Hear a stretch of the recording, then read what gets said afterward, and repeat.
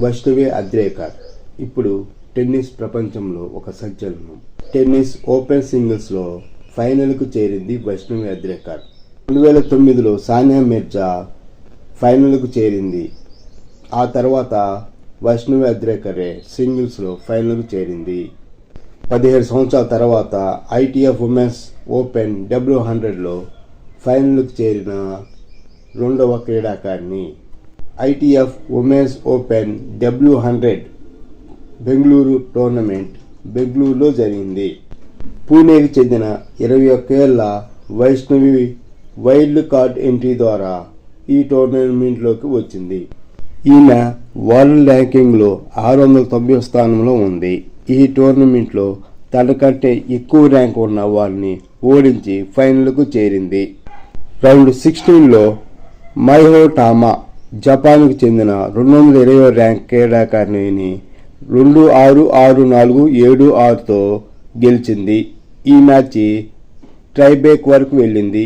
చివరి సెట్లో ట్రైబ్రేక్లో విజయం సాధించింది. ఈ మ్యాచ్ చాలా ఉత్కంఠంగా జరిగింది.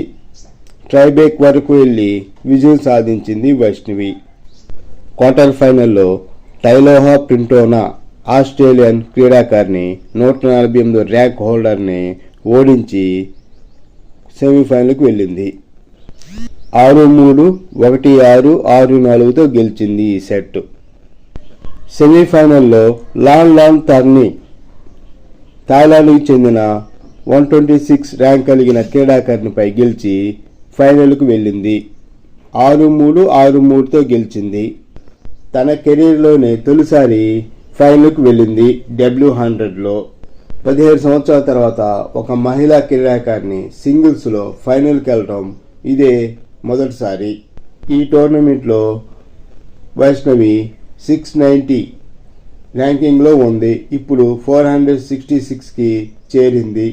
ఇండియాలో నెంబర్ 2 పొజిషన్లో వచ్చింది టెన్నిస్కి. సానియా మిర్జా భారత టెన్నిస్కి ప్రపంచ స్థాయిలో పేరు తీసుకొస్తే వైష్ణవి కొత్త తరానికి ఆశాకిరణంగా నిలిచింది. ఇండియన్ ఫ్యూచర్ టెన్నిస్కి సింబల్గా మారింది వైష్ణవి. ఫ్యూచర్లో మరిన్ని విజయాలు సాధించాలని కోరుకుంటున్నాము.